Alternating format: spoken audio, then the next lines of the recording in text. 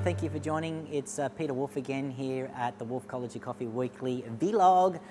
So we have talked previously about cupping supplies, the bits and pieces as they called it, and we kind of got stuck into a little bit of the I guess the sensory side of it.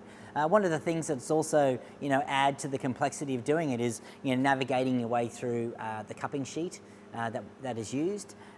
This is our particular one. It also happens to live on the back of our manual roasting logs that we keep as well.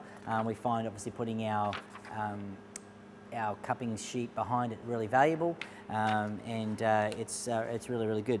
So I guess the key thing is when you first start cupping coffee, yes, I know and appreciate that can be daunting as it is, but then adding to the complexity of having to hold a clipboard and writing your scores at the same time seems to be a little bit problematic.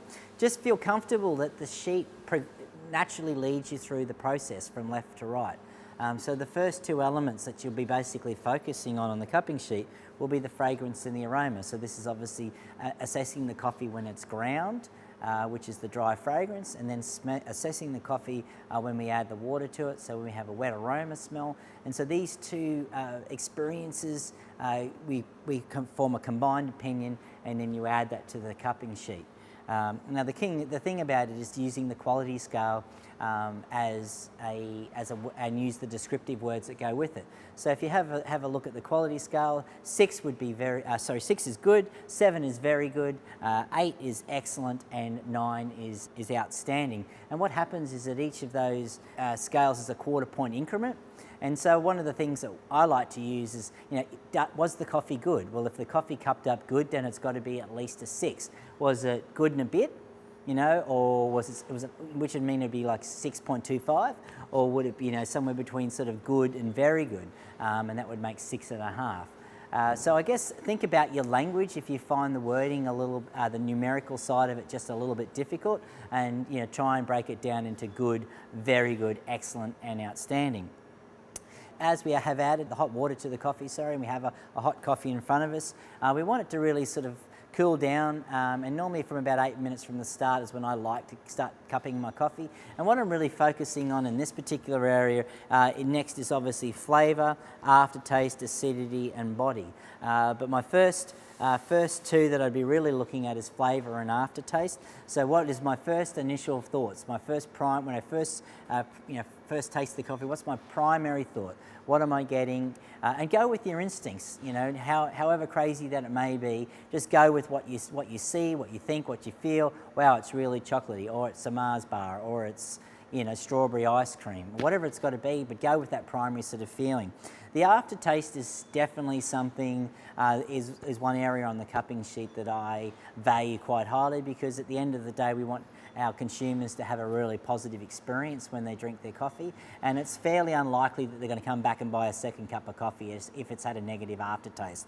So aftertaste, is it clean, is it quick, is it lingering, is it positive, is it negative? And so you would be able to mark that on the scoring sheet.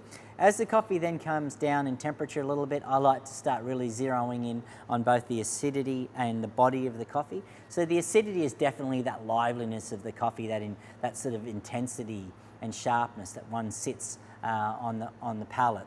And so we sort of tend to understand this as the coffee sort of loses a little bit of temperature. And there would be an expectation that, in terms of acidities for natural processed Brazils would be a little bit, would be lowered compared to, say, washed Ethiopian coffees. And so there is an expectation that the acidity levels are going to shift around. Body is best described as the tactile balance. And I think one of the things that a lot of people get confused with body is they think of it in terms of strength, but what we're really talking about is mouthfeel and complexity within that sort of mouthfeel. And so one of the simple ways of thinking about it would be, no fat milk, a trim milk, and then a full cream milk. And just think about how that the viscosity transitions between those three, and that's what we're thinking about in terms of the body of the coffee. Finally then, we're sort of going to be looking at the uniformity. So each one of the cups that are in front of us, does each one of the cups taste the same? If they do, you tick each one of those boxes, yes, it's the same, and we would be awarding 2 points for every bowl that tasted the same. Sweetness is definitely something, in its perception, is the coffee overly sweet? How sweet it is? and is the sweetness, again, something that's apparent across all of the coffees. Balance is, again, a way of describing, is everything in harmony, or is there a synergy between the acidity, the body, and the sweetness? Is there one more dominant than the other? And so, and that's okay that if a coffee's not in balance, not everything is in balance. Finally, clean cup would be looking at any sort of defects or any sort of non-coffee-like or neutral sort of expressions that may form in each one of the bowls, and they're sort of noted. And then obviously taking out defects and taints if there's something that's become apparent to you, and they would be taken as negative scores off your total score. But if you have a look at the sample roasting and the cupping form, there are both paper copies, and there are available online numerous apps as well that allow you to cup through coffee.